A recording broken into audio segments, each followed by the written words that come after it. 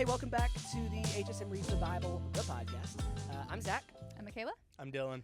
And this week we are going to be covering not a ton of time for the first time since we've started this podcast. Up to this point, we've been talking about like hundreds or even thousands of years in each week's reading.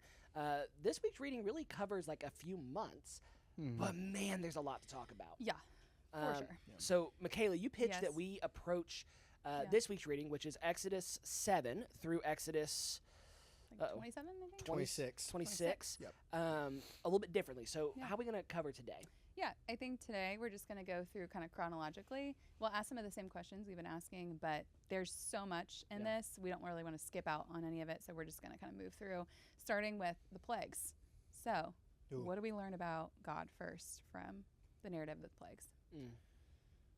God protects his people. Yeah. Man. God is just. Yeah. One of my, I think this may have been from last week's reading, but one of my favorite passages since we've started this whole thing was the beginning of Exodus, I think 5, Exodus 5 or 6, where Moses and Aaron go into Pharaoh's throne room to basically, request that the people go out and, praise God. And he says no and makes life a lot more miserable for the Israelites. And Moses comes to God and is like, why did you sin? Like, what's happening? And then God's like, now you're going to see what I'm going to do. Yeah. And boy, Boy, did does we. it. Yeah. It's, God is just. God protects his people. That's good. I think one of the things I think is really important about the Exodus plague narrative is, like you said, like the underlying piece that that God keeps coming back to is like, and then you will know that I am the Lord. And so there is this piece of like the plagues are supposed to reveal something to us about God. One of the things that is a little bit more subtle in the text, but I think is really important, is that the plagues reveal that God is the supreme God, that He is, He alone holds the power. We talked about this in some previous podcasts, but the ancient world's understanding of gods were that there were lots and lots and lots of gods. They each kind of were all on the same playing field, and they had power over certain geographical territory. So, like, Egypt had their gods, Mesopotamia had their gods, like, so on and so forth. And in the plagues, God goes after Egypt's gods. So, like, the Nile was central to the worship of Egypt because so much of Egyptian worship was around fertility, and the Nile was absolutely central to plants and crops and all that stuff. So when the first thing that happens is the Nile turns to blood, God's saying, oh, that thing that your gods are supposed to have control over, I can take it away from you. Ra was one of kind of like the chief of the Egyptian pantheon. He was the sun god. And one of the plagues is specifically God darkening the sun and saying, oh, Ra has no power here. Crops die, things that are directly associated with it. And so I think one of the things we're supposed to see is, man, God is the supreme God. Nobody else holds any power over him. He's not just the God of Israel. He is the God of all creation. Yeah. That's also what stood out to me. I remember learning about that in college and being like, that's so cool. Like, I never knew that. And so, yeah, I think it's cool the way that it, like, to me, it's like almost kind of funny. God's like, oh, your little pagan fish god, boom, Yeah. frogs, Frogs. whatever it is. So, Yeah, no, for real. yeah. We'll talk more throughout this episode, I'm sure, about how the Exodus is like the main kind of prefiguring the main type of Jesus in the Old Testament. We'll get to the Passover and all these things. One thing I think it's important for us to note here is, we'll talk about how salvation comes through blood, salvation comes through power, but there's also this aspect of like salvation comes through judgment, and that the redemptive work of God includes the judgment of the wicked, which in some ways feels a little, it's not as much fun to talk about, Yeah. but in some other ways, like, it's really good news because our world is really wicked. But God also gave them multiple opportunities to be obedient. Yeah. Like, let my people go, and Yeah. this won't happen. And Pharaoh kept Yeah. saying no. Yeah. One of the things that I read through, as we read, is exactly what Makayla says, that God gives, these people multiple opportunities to, submit to his authority, and when they don't, they're punished for it. Yeah. And, there's this almost like this attitude in the modern day where we read things like that, people getting judged in the Bible, and we're like, ooh, Yeah. bad looking. No, it's not. That's God being God. Your Like, face was this great. is him liberating his people. I think that's absolutely something to celebrate, even though it's ugly and it's scary and firstborn children died and Yeah. people got struck down by hail. You know, it's like people read that and they're like, ooh, and it's like, no, that is just. Mm. Man, that's a good word. Anything that we learn about God's people through the plagues to know? I think some stuff about people in general. Mm-hmm. One, I think, you know, we can read the story of Pharaoh and be like, hey, dummy, like, listen. And there's some interplay that we can maybe talk about if we want to, of like, there are times that it says that Pharaoh hardened his heart, and there are times it says that God hardened Pharaoh's heart. And like, what's the interplay there? We don't exactly know, but evidently Pharaoh had some agency in that. God had some agency in that. We don't know the exact thing. But man, sometimes we just are so hard-hearted to what God is doing, no matter how much, like, and how obvious it is of what he's up to. And I think that's something that's worth us paying attention to. Yeah. And also it was interesting, by partway through, like, Pharaoh is not listening to a word that Moses says, but like Moses has built some credibility up with the people of Egypt. Like Moses gets some stature with them because they see what God is doing in and through him. I think it's another interesting thing that happens. I think one of the things I noticed this week, and I could be off here, about specifically the Israelites, is that the plagues, I don't think, were just a judgment on the Egyptians, but also a display for the people.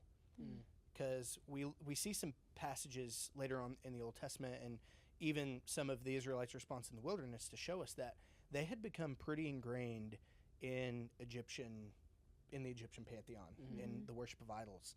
And when they see all this happen and are liberated from Egypt, in the song that they sing, they say, "Who among the gods is like the Lord?" Yeah. And so not only is it this is a judgment on Egypt to show that God is the supreme God, but it's also to teach the Israelites that as well, which I thought was pretty interesting. That's good. Yeah. What about you? Did you see anything? Yeah. I guess I'll just explain it and then go from there. I think one thing I've thought myself / I've heard people say before is like, if I could just get a sign from God, I would believe. Or if I could just whatever, then I would believe. I could just see whatever. And like you alluded to, the Lord shows up in like the most obvious and powerful ways, and yet there is still this like hard-heartedness. Yeah.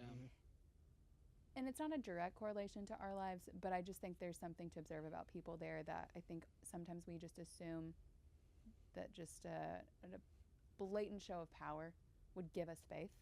And I don't think that's always how it works. I think that's something that we have to ask the Spirit for, not something that we just like tell God, like, well, if you just give me a sign, then I believe. That's really good. Yeah. Yeah, the Bible talks about faith as a gift. Like, it's something that we actually can receive. Yeah. And I think it's a good word too, because I know, like, I mean, some people, it's like, I've been sharing my faith with my friend, but they just won't get it, or like I've been trying to share my faith with a family member, and they aren't getting it, and it's that encouragement of like, hey, like it's not that you're Saying not being faithful, like faith is a gift, and so part of it's just like praying that God would give them the faith to believe it and the eyes to see it. I think that's a really important point you hit. Totally. Okay, I think we should move on to the Passover. Pretty big deal. Big deal. Big deal. Okay, so start with, what do we see about God in the Passover? I know you love to talk about the Passover, so I'm just gonna lay this at your feet. Okay. I like to talk about the Passover. It rocks, but Yeah. I know you're very passionate about this. Well, I mean, there's a lot that we see in the Passover. Again, like, this is the Passover narrative is the primary Old Testament type that Jesus fulfills. In fact, if we look forward, the meal that Jesus is sharing with his followers right before his death is the Passover. It's the celebration of God's rescue and redemption of his people in Egypt. I think there's a few things that we see about God's character in Passover. One of them is, before God ever rescues his people, he tells them how they're going to celebrate the Passover when they get to the Promised Land. And there's this just piece of like, hey, when God makes a promise, it's as good as fulfilled. Like, when God says he's going to do something, there is nothing, not even the empire of Egypt, that's going to stand in his way. And so before he even redeems his people and rescues them from Egypt, he's telling them, like, and here's how you're going to remember the redemption that I'm going to bring. I think that's a big piece. Dill, why don't you take a stab? What do you want to say about Passover and God? One of the things specifically that stuck out to me this time, and I don't know why, was that how the Israelites were supposed to eat the Passover. As it says, you have to, eat it with your sandals on and your staff in hand. Yeah. There won't even be enough time for the bread to rise. It's got to be, unleavened. You're going to eat this because when this happens, it's going to be quick. Like you're going to be leaving in haste. Yeah. And I think that really stuck out to me because, even though this is the Old Testament, that's kind of how we're called to live right now. Prepared. Yeah. I think there are multiple instances in the New Testament of Jesus saying that's like, we have to keep the house clean. We have to always stay on our watch because the Son of Man is going to return like a thief in the night, and that's something we need to be prepared for because it's going to be quick. And again, that could be an over extrapolation of the text, but I think that makes sense. In the Great Commission, Jesus says, "Go and make disciples," but that translates more accurately to like as you're going, and you're going, make disciples. So I think that makes a lot of sense. But man, and I, just like this, isn't always the best way to read a text, but like putting myself in the shoes of the Egyptians, like to hear that, like it's going to be, how encouraging that would be to be like, oh, praise God, we're going. But that really stuck out to me this week. Let me throw out a few things and we can connect the dots maybe to like one, like you said earlier, the details matter. So like none of these details are superfluous. So maybe we can explain like why they matter and then their connection to the Old New Testament.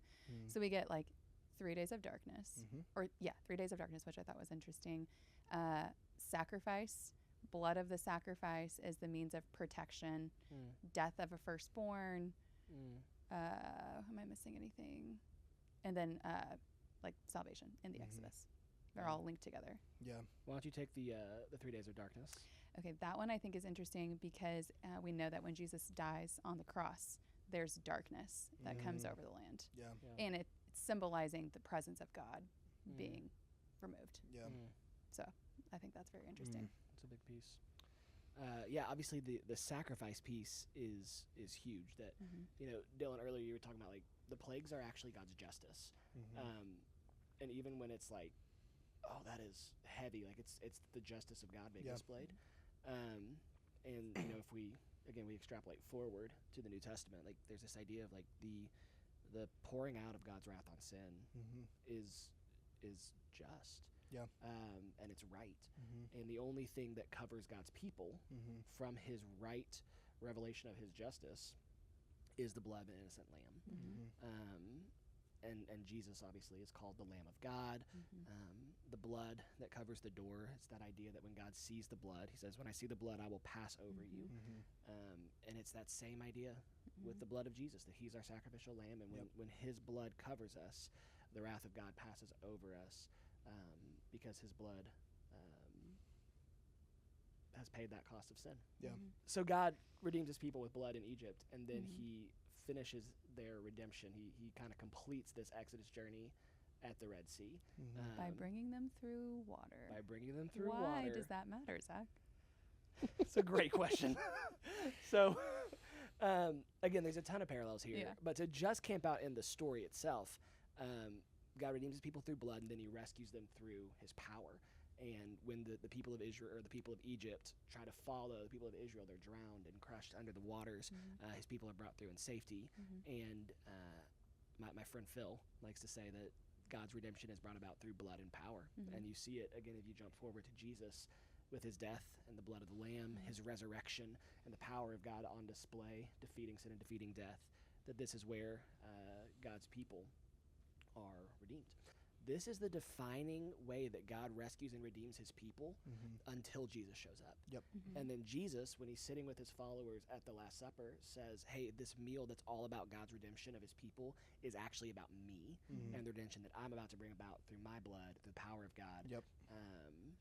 And so, like the story is being retold and retold and retold because like the authors of Scripture want us to see that what God did for Israel in the Exodus is what he does for all of creation on a much grander scale through the death and resurrection of Jesus. Okay, you said meal. Dylan. Yeah. Talk to me about manna. Oh my gosh. You guys are going to let me say it? Yeah. Say it. Okay, my gosh, guys. I was reading a theologian a few weeks ago, and one of the things that he says is that there's a lot of strange things in the Bible that we'll read and kind of gloss over, and as we read past, we're like, why would they include that? Like, why is that? Why does that matter? And there's a lot that we just don't know. Sure. There's a lot of things that's like in there for a reason, but we're just like, I don't know, I'm supposed to do that. But manna specifically, there's a moment where obviously manna is a sign of God's provision for his people, and there's a lot of things that happen around manna that's really important. How they're only supposed to keep it for a night, and if they leave any left over, then it rots, because they need to learn how to trust into daily bread, God's provision. It's cool. But one of the things in there is specifically the description surrounding what manna looks like and what it tastes like. Obviously, manna means what is it, because the Israelites were like, I don't, what? Which is a fair thing. Like, can you imagine walking outside in the cool of the day and the dew on the ground is just this bread, and you're like, what is that? But specifically, there's a little piece of text in there that said the appearance of it was white and it had the taste of honey. And I was thinking, I was like, why does that matter? And then I thought about it. The promised land is described as a land flowing with milk and honey. Milk is white, honey obviously. And I'm like, oh my gosh, that is a little bit of foreshadowing for what God is leading his people into through what they're eating, which is, that's cool. It's a lot of even what a few weeks ago Makayla talked about with like, God promised Abraham that through his offspring the whole world would be blessed, and then we see everywhere Abraham's offspring goes, like there's little bits of blessing that leak out, and here God has promised his people a land flowing with milk and honey, and as they're on their way, just little bits of that promise are leaking in. And it's a really sweet reminder of, again, like when God makes a promise, it's good as done. Like he will be faithful to it. I think the whole manna thing is very powerful for the reasons that you both just described, and then also I remember one time I was having a conversation with RD, actually, and he was just talking about how you can't live off of old manna. And by that, in that conversation, he was talking about, like, if there was a season of your life where you were walking closely and in step with the Lord, and his presence was near, and you were growing and learning, and he was teaching you, you can't live off that the rest of your life. Like, we are meant to be receiving our daily bread from the Lord, and we have to live off new manna. And by that, it just means, like, seeking the Lord each day to walk with him, for what he is teaching us. We can't live off of old manna, and that has really stuck with me. I'm gonna be honest, I saw a lot of myself in the Israelites, because it's like, man, on the other side of salvation, how many times do I question and complain and moan and groan about all these things when God is putting his power on display in my life, and B, I also don't necessarily understand the things that God is leading me away from for my own protection. Say a little bit more about that. So you said God led them a certain way. How did God lead them? Like, visibly? Oh yeah, that's also really interesting. It says that by a pillar of cloud by day and a pillar of fire by night. Thank God Makayla's here to keep us on the track on this one. Well, I just think it's so interesting, because back to your whole point, I'm like, the power of God was literally still right in front of them at all times. Like, but I think you both have said it. It's very reassuring for me, because I'm like, that's so me. Like, the power of God could be right there, and that doesn't mean that I'm going to have the faith that I think I would. Or it's like, I see that, and I see that I'm being led a certain way, and I'm like, you sure? Looks a lot clearer this way. And it's like, I don't know. I really, I've read this story so many times, and so many times I've read this story, I'm like, what are y'all doing? You guys are dumb. And I mean, this was like one of the first times I read it, and I'm like, yeah, that's me. Well, because we know for them how the story ends. We know that, like, they're going to be okay. God's going to provide. And in our life, we're always asking, like, am I going to be okay? God, are you going to provide? And it's back to those questions of Genesis that we've talked about, in the last few weeks of, can I really trust God? And it's just like you see it echo everywhere. One thing that the people do get right is when God drowns the Egyptians and like finalizes their deliverance from Egypt, they respond in worship. See, that's another reason why I say that we shouldn't read these things and be like, ooh, because the Egyptians didn't, or the Israelites did not do that. They saw this whole army get drowned and crushed, and they're like, oh, just like, let's go. It's, it's not, like, God's justice is not a bad thing. It is something that we celebrate. It's something that we worship. That's good. And that reminder of, like, the right response to what God does is always praise. It's always worship and to give him glory for what he's doing.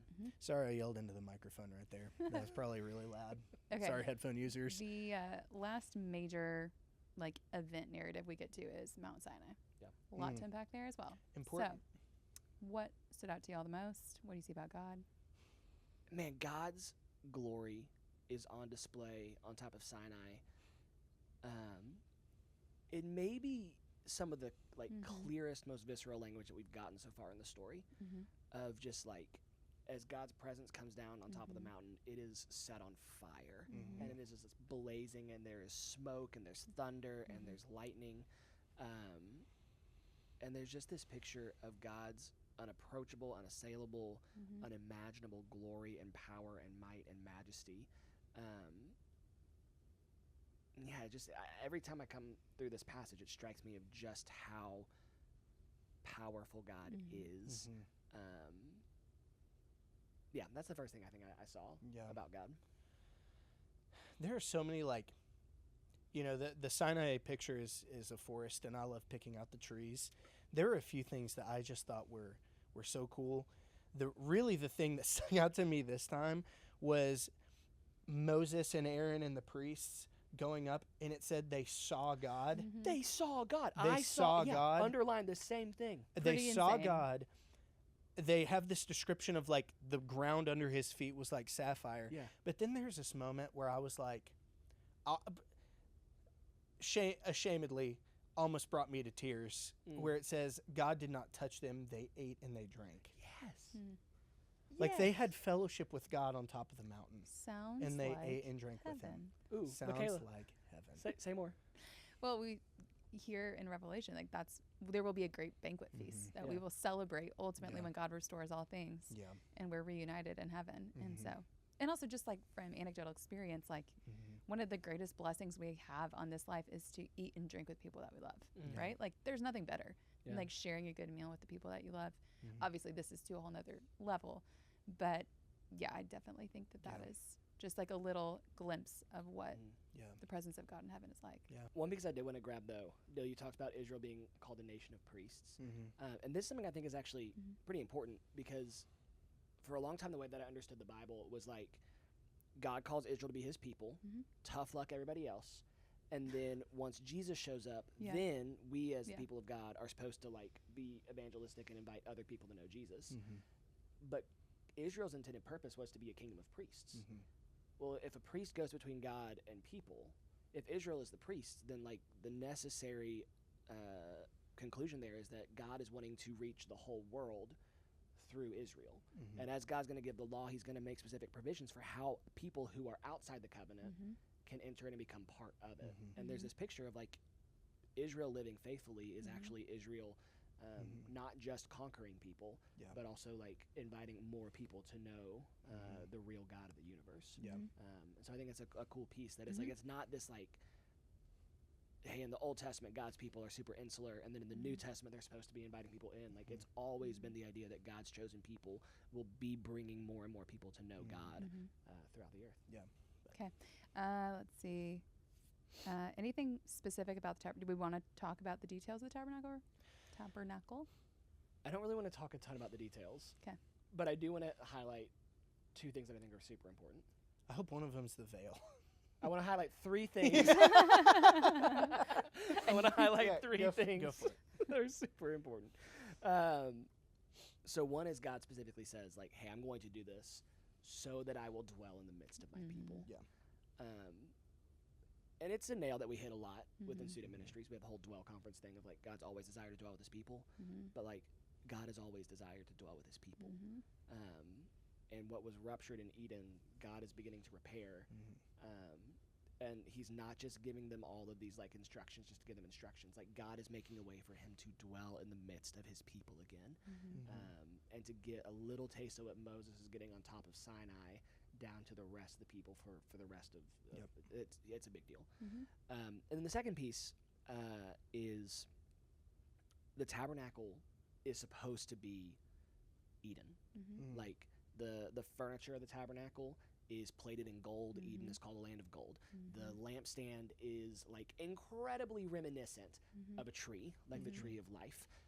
There's all sorts of nature scenes and things woven into even the fabric of the tabernacle itself. Like when we read about the tabernacle, we're supposed to be reminded of the Garden of Eden, and that God is reestablishing what was lost in the midst of his people through the tabernacle. But there is a twist. The veil. So the veil isn't just this blank curtain. It has a picture of an angel on it. And it is a continued picture of the separation between God and his people.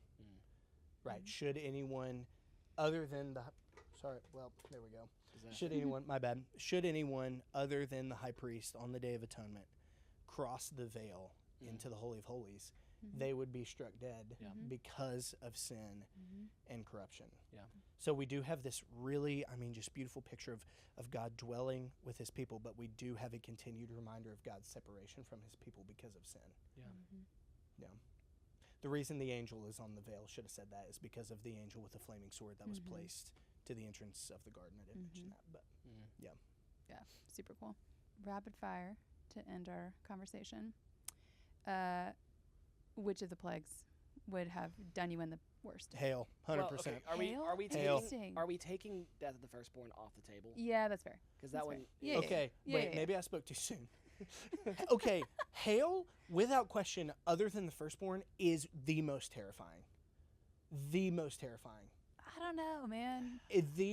I would rather get hit by hail and just be dead instantly than suffer in the boils would stink. be tough. Yeah. Frogs is terrible. Frogs are gross. I think I would take the frogs over the idea of gnats or flies that are constantly buzzing around. Oh, no.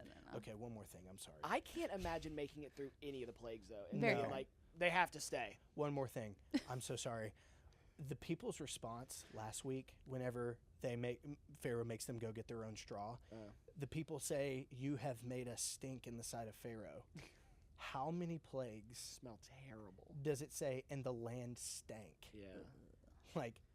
Egypt stinks in the sight of God, which is, Yeah. I don't know, that was cool to me. Yeah. But anyways, no, I was at the park yesterday with my wife and daughter, and there were a lot of gnats just right now. I was doing this the whole time. It's the worst. And dude, multiply that and make it 24/7, I would go insane. Yep. I would lose my mind. Yep. It's awful. That and flies too, man.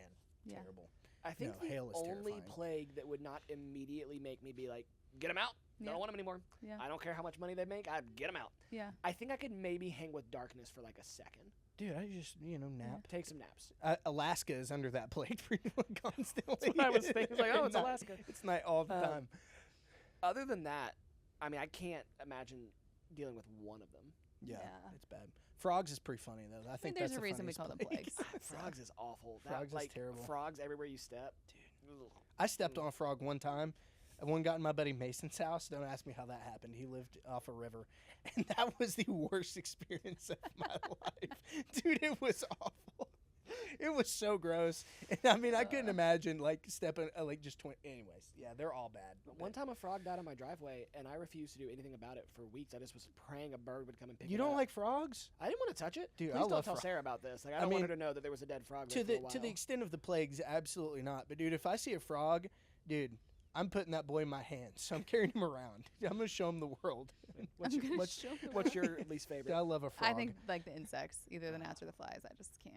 The Oh, idea of so them bad. swarming me, no Yeah. way, Jose. Yeah. Yeah. Guys, All right. think about you have boulders of ice falling from the sky. You're walking with your boy and he just gets crushed. Yeah, but That then is- honestly, I'd be like, put me out of my misery. And guess what? Your house can't even sustain really that probably. So it's coming through the dude. That is terrible. The unpredictability of that is horrifying. to me. Also, hail in the desert probably was a wild experience. Yeah, for sure. Ice falling. Yeah. It's Yeah. fair. Well, thanks for joining us Yeah. for this week of HSM Reads the Bible, the podcast. We'll see you next week. Nice.